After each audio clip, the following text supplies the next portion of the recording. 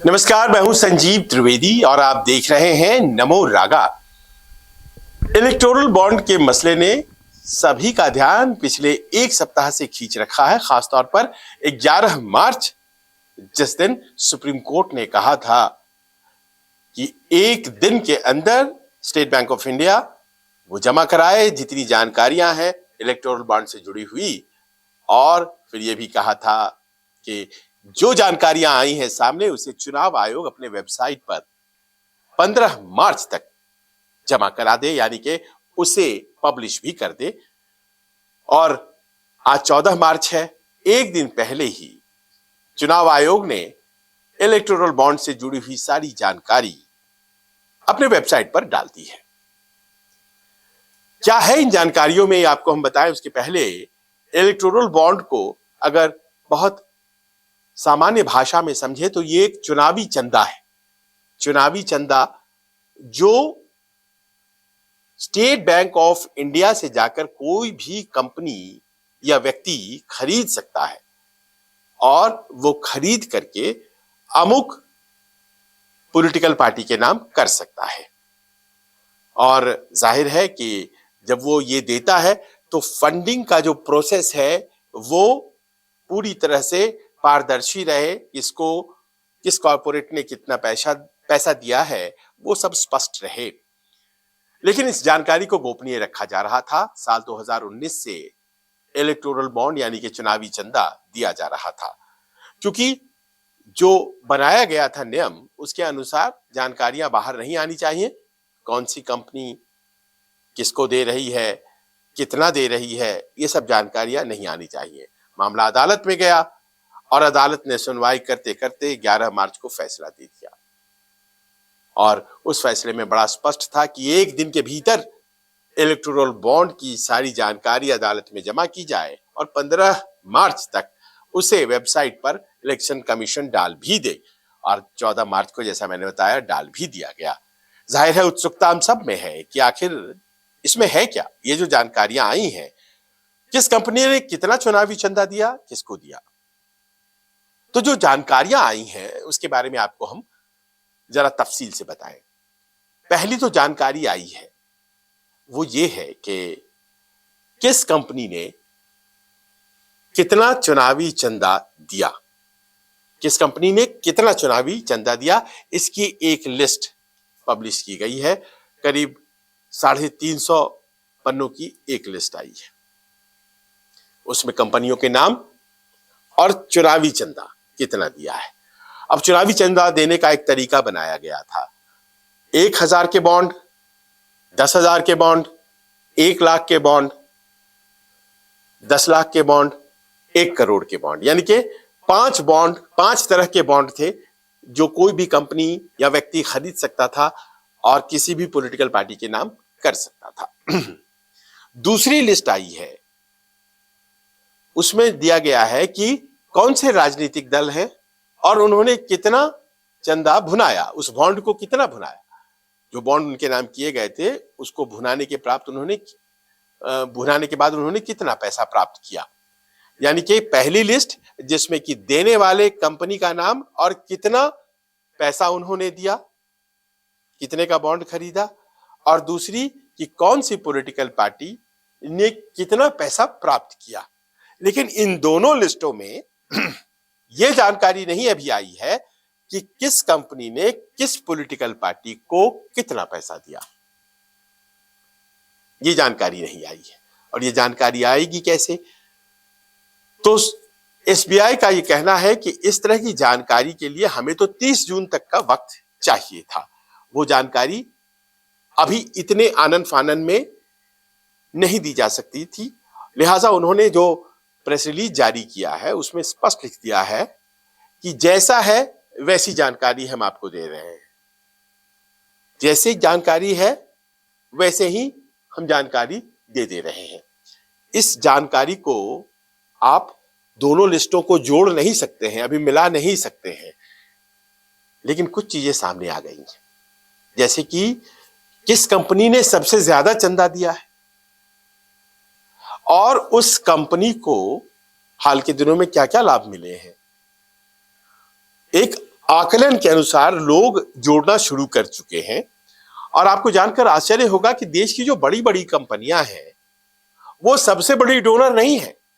बड़ी बड़ी कंपनियां जो लाखों करोड़ कंपनी है हमारे देश में है, वो डोनर नहीं है सबसे ज्यादा। चुनावी चंदा उन्होंने नहीं दिया है। चुनावी चंदा सबसे ज्यादा जिस कंपनी ने दिया है वो है 1368 करोड़, 1368 करोड़। और वो है एक कंपनी जो कि गेमिंग के क्षेत्र से है, गेमिंग के क्षेत्र से। अब वो गेमिंग के क्षेत्र से कंपनी है जिसने सबसे ज्यादा, अब गेमिंग का ये जो पूरा सेक्टर है ये तो हाल का सेक्टर है और गेमिंग में आजकल बहुत ज्यादा लोग हैं, वही सबसे बड़ा चंदा देने वाली कंपनी है और उसने 1368 करोड़ दिया है। दूसरी कंपनी जो उसके बाद की कंपनी है उसने 980 करोड़ दिए हैं। वो कंपनी इंफ्रास्ट्रक्चर के क्षेत्र की है, आधारभूत संरचनाएं बनाती है, पुल बनाती है, सड़कें बनाती है, उस कंपनी ने दिया है। लेकिन बहुत नामी कंपनी नहीं, पर उनके पास भी बहुत से प्रोजेक्ट्स आए थे। लिहाजा आप देखेंगे कि बहुत सी कंपनियां हैं जो देने वाली हैं चुनावी चंदा। चुनावी चंदा कहा जा रहा है कि करीब 16,000 करोड़ दिया गया है। कुल अगर आप जोड़ें तो 16,000 करोड़ चुनावी चंदा दिया गया है। और 16,000 करोड़ के चुनावी चंदे में ये जानकारी आने लग गई है कि उसमें सबसे ज्यादा जो है वो सत्ता पक्ष यानी कि भारतीय जनता पार्टी को चुनावी चंदा मिला है। दूसरे नंबर पर कांग्रेस पार्टी है, फिर तृणमूल कांग्रेस है। लेकिन लिस्ट यही नहीं रुकती है, छोटी छोटी पार्टियां उनको भी मिले हैं चंदे। टीडीपी को भी मिला, शिवसेना को भी मिला, झारखंड मुक्ति मोर्चा को भी मिला, वो सिक्किम क्रांति दल को भी मिला, जो जनसेना को जिसने अभी तक सरकार का मुख नहीं देखा उसको भी मिला है। तो ऐसे सभी राजनीतिक दलों ने चुनावी चंदे प्राप्त किए हैं। हाँ, ये जरूर है कि जिनकी सरकारें हैं, जैसे तृणमूल की सरकार है अपनी, जैसे कांग्रेस की सरकार है, जैसे भारतीय जनता पार्टी के केंद्र और कई राज्यों में सरकार है, इनको सबसे ज्यादा, उसमें सबसे ज्यादा भारतीय जनता पार्टी को चुनावी चंदा मिला है। तो जाहिर है यहां से लोग बाग ये शक कर रहे हैं कि क्या ये जो चुनावी चंदा सबसे ज्यादा सत्ताधारी दलों को मिला है उसका अर्थ कहीं ये तो नहीं कि उन्हें लाभ पहुंचाया गया उन कंपनियों को और उसके एवज में उन्होंने इलेक्टोरल बॉन्ड खरीद करके उन पार्टियों को चुनावी चंदा देकर के पार्टियों को लाभ पहुंचाया जिन पार्टियों की सरकारें थी उन सरकारों से वो लाभान्वित हुए थे। ये प्योर एक गैस है जो इस वक्त चल रहा है, इसका अभी कोई आधार नहीं है। आधार कैसे मिलेगा? आधार मिलेगा जब ये तय हो जाएगा कि जो इलेक्टोरल बॉन्ड खरीदे गए वो इलेक्टोरल बॉन्ड अमुक पार्टी को गए, इस कंपनी ने खरीदा, इस पार्टी को दिया गया। ये कैसे होगा? क्योंकि इलेक्टोरल बॉन्ड पे ऐसा कुछ भी नहीं लिखा है कि किस पार्टी को जाना है। वो तो एक बेरस चेक की तरह है और वो कोई भी लेकर के उसको कैश करा सकता है।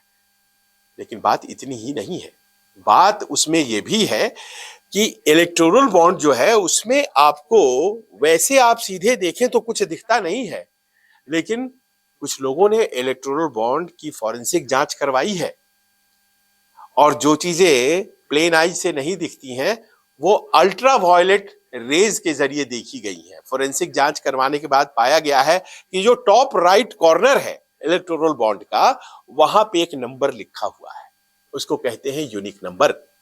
वो यूनिक नंबर हर इलेक्टोरल बॉन्ड पर है और वो यूनिक नंबर ये साबित कर देगा कि अमुक कंपनी ने अमुक पार्टी को चंदा देने के लिए इतने पैसे दिए। अब इस यूनिक नंबर का मिलान करते हुए डेटा पब्लिश करना एसबीआई कह रही थी कि इतनी आसानी से नहीं हो सकता है, इसके लिए उन्हें समय चाहिए, लंबा वक्त लगेगा।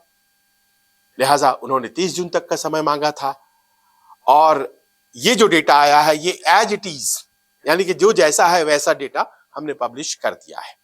लिहाजा ये समय मांग रहा है और बैंक को समय दिया जाए या नहीं दिया जाए, इस मामले को लेकर के सुप्रीम कोर्ट के पास वो गए थे कि हमें समय दिया जाए। सुप्रीम कोर्ट ने कहा 1 दिन के अंदर दीजिए, आप दे क्यों नहीं रहे हैं? क्या आप चुनाव के बाद देना चाहते हैं? क्या आप ये छिपाना चाहते हैं? तो ये सारी बातें सुनकर के एसबीआई ने डेटा तो दे दिया है, लेकिन वो जो मेन लिंक है ना, यूनिक कोड, यूनिक नंबर, जिससे साबित हो जाएगा कि किस पॉलिटिकल पार्टी को किस कंपनी से कितना मिला वो अभी तक नहीं बताया गया है। हर बॉन्ड में वो यूनिक नंबर है, वो अगर बैठ करके मिलान किया जाएगा तो जाहिर है वो सब कुछ स्पष्ट, दूध का दूध पानी का पानी हो जाएगा। अब देखिए क्या हुआ है कि ये डेटा आने के बाद एक और खबर आई है, और वो ये है कि आज ही सुप्रीम कोर्ट पहुंची है इलेक्शन कमीशन।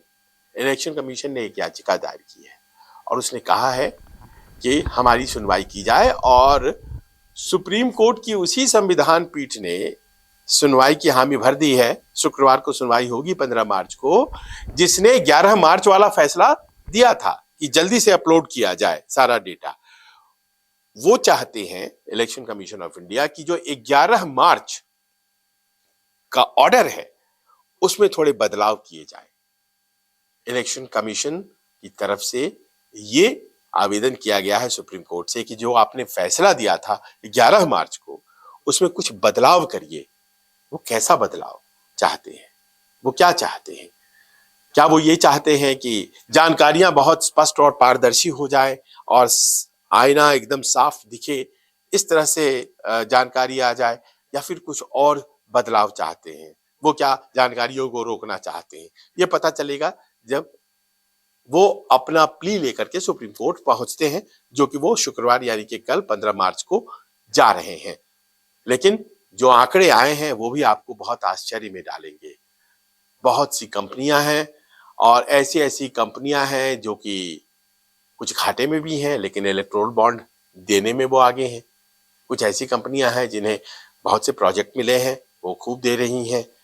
कोई भी राजनीतिक दल इलेक्टोरल बॉन्ड नहीं लिया हो ऐसा नहीं है, और सत्ताधारी भारतीय जनता पार्टी को सबसे ज्यादा इलेक्टोरल बॉन्ड मिले हैं, ये भी जानकारी के तौर पर सामने आ रही है, सबसे ज्यादा। अब इसका अर्थ क्या होता है? क्या ये चुनाव के पहले जानकारी जो आती है पब्लिक डोमेन में, जो अभी जानकारी आई है, ये तो एक अंदाजे से आप कह सकते हैं कि देखिए अमुक पार्टी की सरकार थी और अमुक कंपनी को फायदा पहुंचाया। क्लियर कट जानकारी कैसे आएगी? क्या वो आ भी पाएगी? क्या सुप्रीम कोर्ट इस बात को सुनिश्चित करेगा, या जो सुनवाई की आवेदन किया है इलेक्शन कमीशन ने, उसकी बात में कुछ ऐसी बात सामने आ जाएगी जिसमें कि ये जानकारी सामने नहीं आएगी? ये सब पता चलेगा जब ये सुनवाई होती है। फिलहाल इलेक्टोरल बॉन्ड ने भारतीय लोकतंत्र की एक नई तस्वीर सामने रखती है। इतना तो स्पष्ट हो गया है कि हमारे देश में जो चुनाव होते हैं, राजनीतिक दल जो चुनाव लड़ते हैं, वो कंपनियों से किस कदर पैसे लेते हैं, और इसमें कोई भी दल किसी के ऊपर उंगली नहीं उठा सकता है। जनता नीतियों के आधार पर वोट करती है। कंपनियां इलेक्टोरल बॉन्ड और इस तरह के चंदे देकर के फायदे लेती हैं।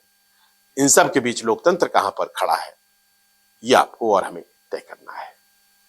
कैसा लगा आपको वीडियो जरूर बताइएगा, और क्या होता है इस मसले पर हम आपको अपडेट करते रहेंगे। नमस्कार।